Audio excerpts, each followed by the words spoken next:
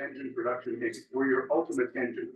From new to remanufactured engines for a plethora of domestic brands, including... Light and peace, brothers and sisters. Welcome to the OahspeCollegeUniversity solution to ancient knowledge. So I've been researching a couple of stuff, and one of the things I noticed in the community is that there's this tussle saying that Islam is better than Christianity. And you see a lot of people, when they leave Christianity, they tend to move to Islam. Today's topic is just to give a basic summary, not a full summary, but a basic summary how Islam came about. I'm not going to go into full details, but if you're looking for a solution to find out why are there some type of similarity between Islam and Christianity, I encourage you to read the OahspeCollegeUniversity, which is the Book of Extra, chapter 49. So, just to summarize, the Christian God needed the chief angel warrior Gabriel, which happened to be the Islamic God later on, to eradicate and get rid of Baal and Ashtaroth, because Baal and Ashtaroth was ruling for a very period of time, and they needed to gain dominion over our world. They needed souls to go to heaven, so in order for you to get soul, you have to give them a belief system. So Baal has a full hold of our world at that time, including Ashtaroth.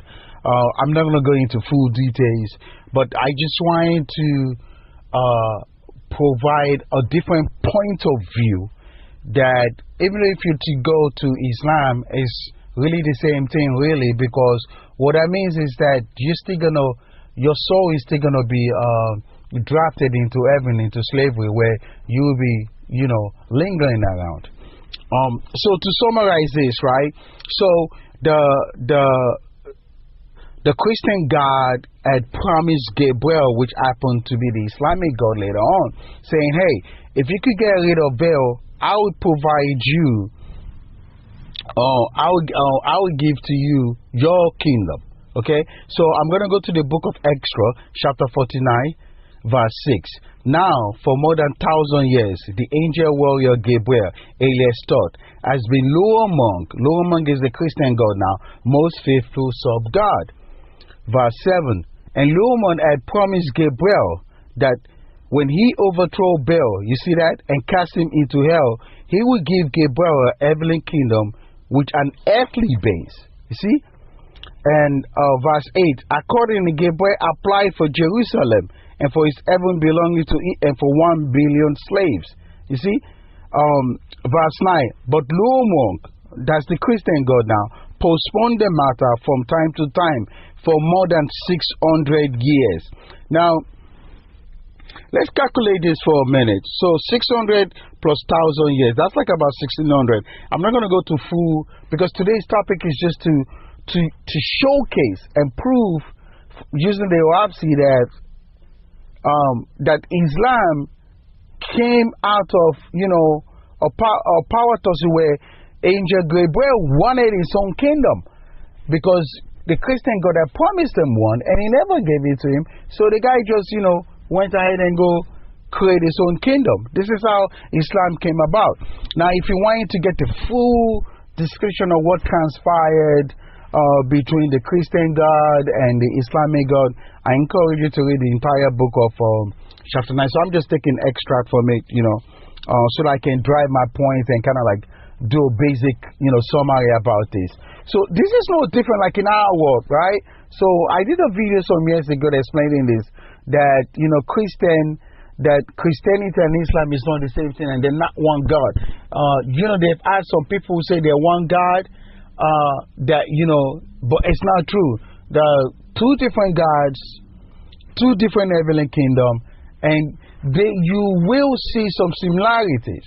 right? But the reason you see the similarity is that the truth to the matter is that the Islamic God was the one that established Christianity, because he was the one that fought for the Christian God to establish Christianity. So he's the one that went to go grab the books, the book of books.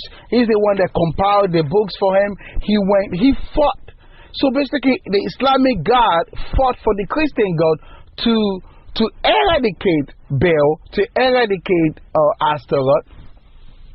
And at the end of the day, he didn't get nothing from it. So this is no different. Let's use our word here. We see things like this sometimes, right? So this is no different. For example, I work for you, and you tell me that if I can get rid of this marketing scheme that is holding my business down, I'll make you the president of marketing, or I'll make you, you know what? I'll make you vice president of my marketing division. Okay?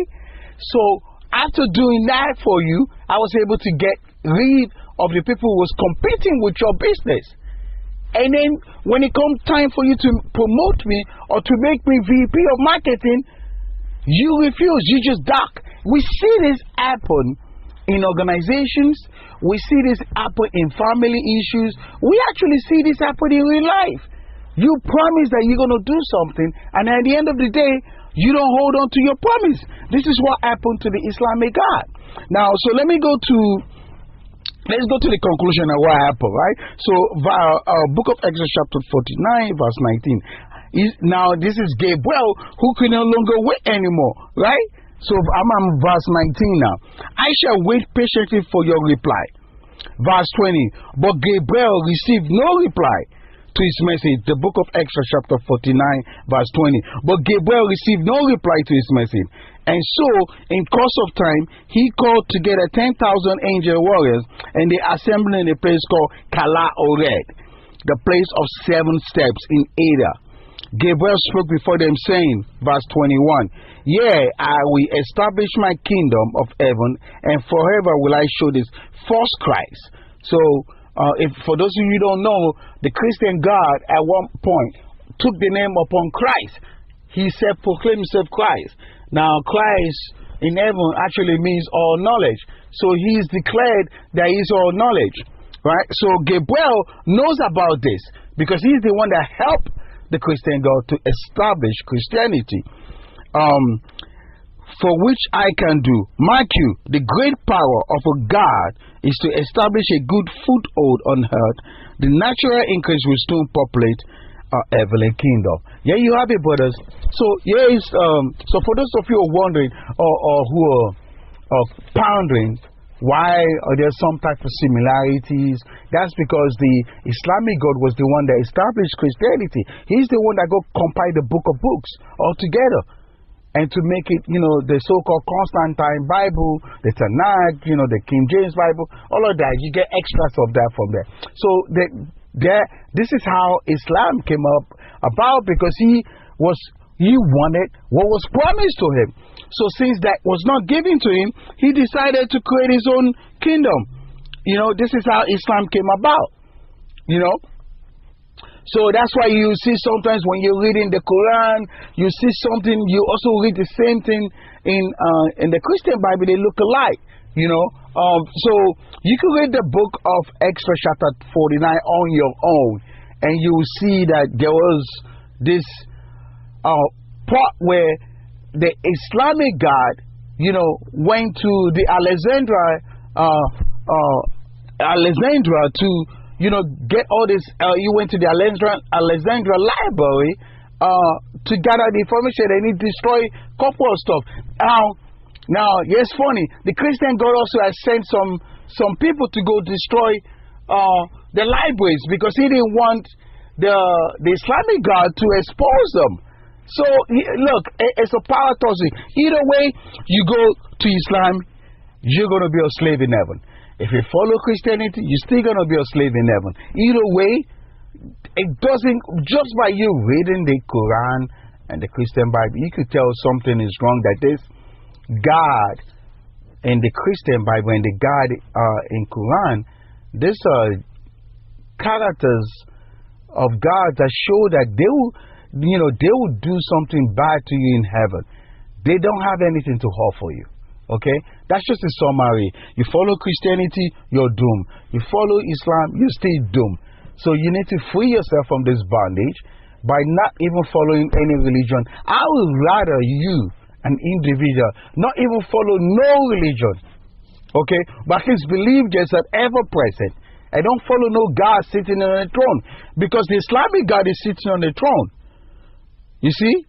Now, the Christian God is also sitting on the throne. Gods are not supposed to be sitting on the throne like we sit on the throne here. They're sitting on the chair. They're not supposed to be sitting on the chair. That's another way to identify all these fallen angels. Light and peace, brothers and sisters. The next topic after this broadcast is to bring together the truth about was the Israelite part of Cain, the Canaanite region, or were they not part? What exactly had happened, and where did this entire so-called Red Sea took over? I've been compiling evidence, and I would love to showcase this, but the research is taking too much of my time. Light and peace, brothers and sisters. This is the OahspeCollegeUniversity solution to yesterday's ancient knowledge.